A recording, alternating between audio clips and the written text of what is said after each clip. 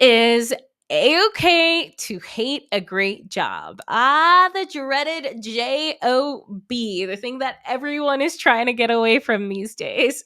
And the thing that also everyone tells you to be super grateful for. And it's so interesting because, right now I'm what, a year and a half, maybe 2 years almost out of my corporate job. And y'all, I would not look back. and I'm not going to say that, being an entrepreneur is super easy or anything like that, but I just like look at my life and I look at my lifestyle and I think about how much further I could be right now if I didn't go into the traditional corporate job. But I know for me, like I am on my timeline and I love my timeline and it's all a part of the journey.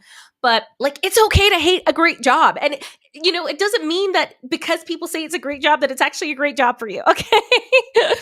And truly, I will say, I am so grateful for the jobs that I have had in the past. They got me through what I thought I needed to get through at the time. But I just did not realize at the time how it was just not a good fit for me. Like it was not good for me. And so I want to talk about this concept because while I'm so big on gratitude and being thankful for both what you have and what's to come, I think sometimes we mask the pain. We mask the pain and suffering and we're like, okay, yeah, you just got to be thankful. You got to be thankful. But sometimes you need something to feel so bad to actually push you and move you to go do the thing that you actually wanted to do. Because that's kind of what happened with me. It just got so bad mentally for me that it got to the point where I had to quit my job, right? And I just don't want that for you. I want you to get there and do it in a less chaotic manner than I did.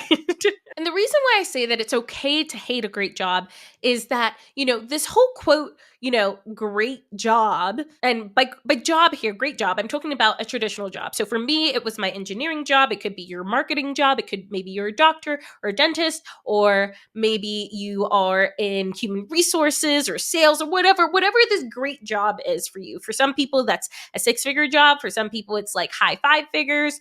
It depends. And that's going to be different for everyone. But what I'm talking about are the traditionally seen as great jobs that everyone thinks you made it and you're living the high life and you're happy, healthy, wealthy because you secured this great job, this great 6-figure job, even though you're not. Because guys, I don't think you understand how much anxiety I had in my old job. And it was so weird because I didn't really grow up with a ton of anxiety. My baseline is pretty neutral. And if you look at my human design chart, I just am a very calm person. I don't have big emotions. I'm a wild, vibrant, loud, fun person, but I have a very calm nervous system in general. And I think that's what helps me get through a lot of things and a lot of change and chaos pretty smoothly.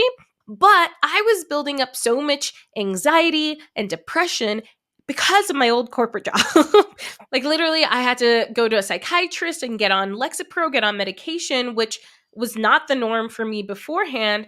And at first I thought it was oh, maybe this is just me growing up and it's the norm. And, now it's really normal for people to be on anti-anxiety medication. And not saying that it's not, I think some people genuinely need it, but that was not me. And that's not what I didn't realize that was not me, that this wasn't just a normal thing that was going to happen to me. It was because of my circumstance. It was because of the job that I was in, and it was because I wasn't living in alignment. And so this is just a reminder for people, great is subjective. Fully subjective. Just how some people really love Olive Garden and they think it's a great restaurant, and then you go to Olive Garden and you're like, this place is crap, right?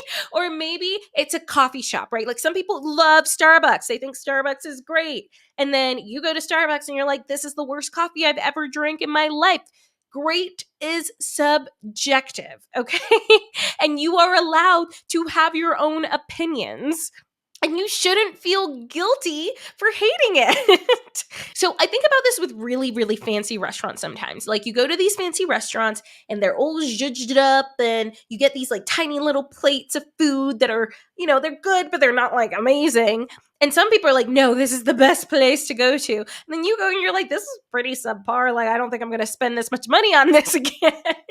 And you're allowed to say that. You're allowed to not like it. It is literally your opinion and it's fully 100% subjective. And sometimes we have to catch ourselves like, are we saying that we like it simply because people have told us that we're supposed to like it and that it's supposed to be great? Or is it because we actually ourselves deep down actually enjoy it, right? So even if a job has these amazing benefits and paid time off and you get to, I don't know, whatever, I don't even remember what the benefits are of corporate jobs anymore. But just because it has all of these things, it doesn't mean that you actually have to like it. I remember for so many people, it's like, well, I don't want to leave my corporate job because of health insurance. Like, y'all, I literally pay $250 a month for health insurance. It's not that bad. Like, we'll survive, you know? And it's definitely not worth staying in a job that is making me so freaking depressed. Because remember, just because it's a great job, it doesn't mean that it is great for you. Because if you get to the point where you're like me and you just like don't really want to wake up anymore, you don't want to do any of your work anymore. I remember I started literally trying to outsource as much of my work so I didn't have to do it and like was putting it on other people on my team to do it. Like, how is that a great job for you? How is that a great job for me? It literally wasn't. And it prevented me from doing the things that I actually wanted to do. It's so funny because my best friend Anita, who she actually just recently, a couple months ago, lost her corporate job earlier this year. And now she actually has come to work with me full time within the Wanderlust Wealth Academy. And at first, when she lost her corporate job, she thought that maybe she would be sad. It was kind of like a shock, right? Like she thought like, oh no, it was more like, oh no, I have to go find another job. But she wasn't sad that she actually lost that job. And it's so funny because I literally think back to when layoffs were happening during COVID.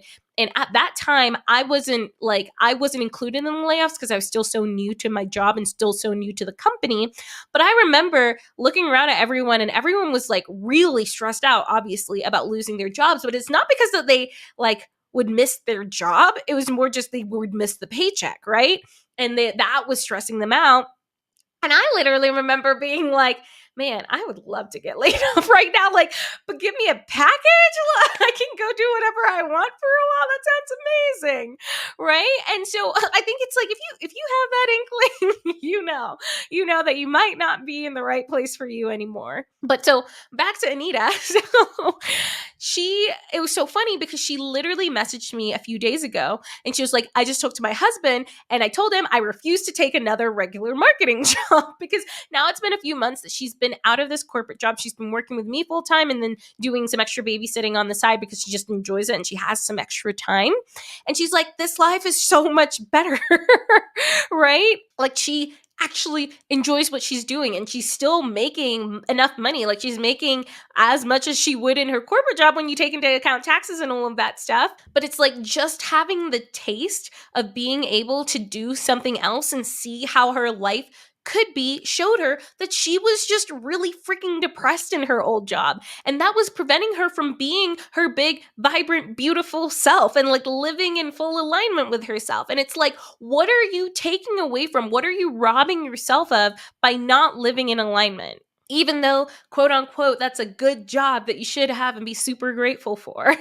Because just remember, the more time that you actually spend in a job that you don't like, that is maybe sucking your soul, the less time you're spending figuring out what it actually is that you want to do with your life and what actually lights up your soul. Because we literally have only one life, people.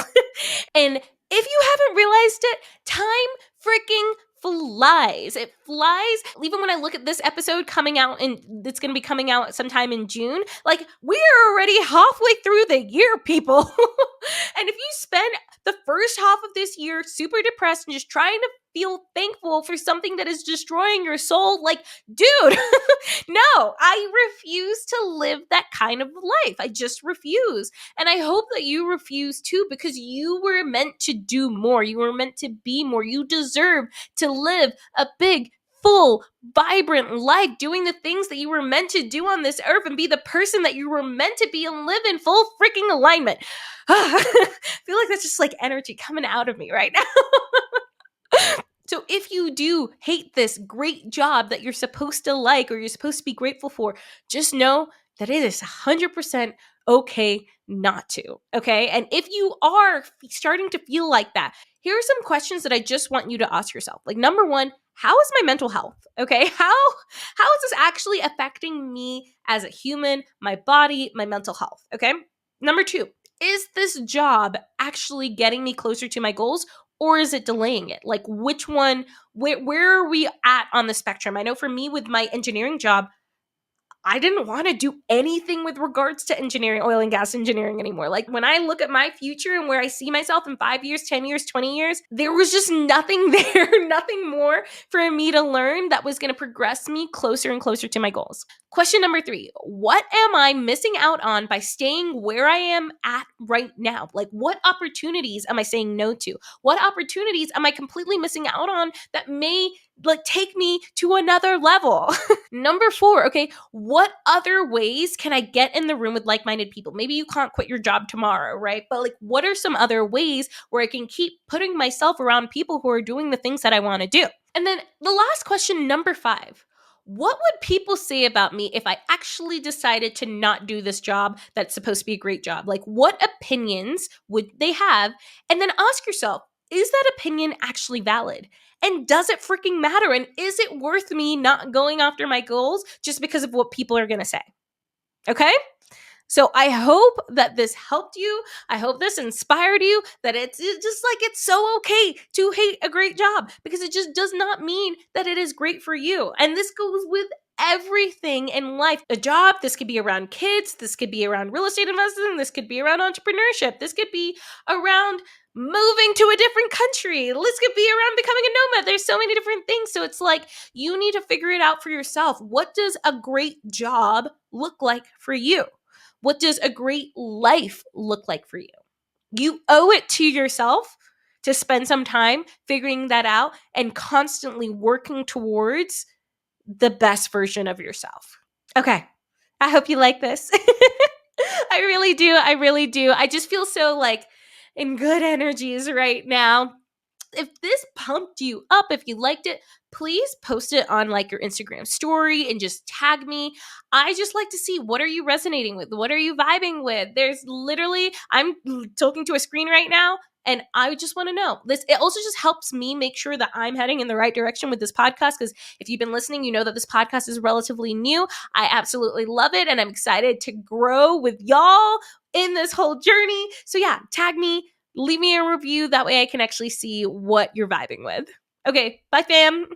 Thank you so much for listening to Wanderlust Wealth Show. Now, don't forget to follow the podcast, or if you're watching on YouTube, make sure to hit that subscribe button. If you love this episode, it would literally mean the world to me if you shared this with a friend or a family member, or literally anyone off of the street.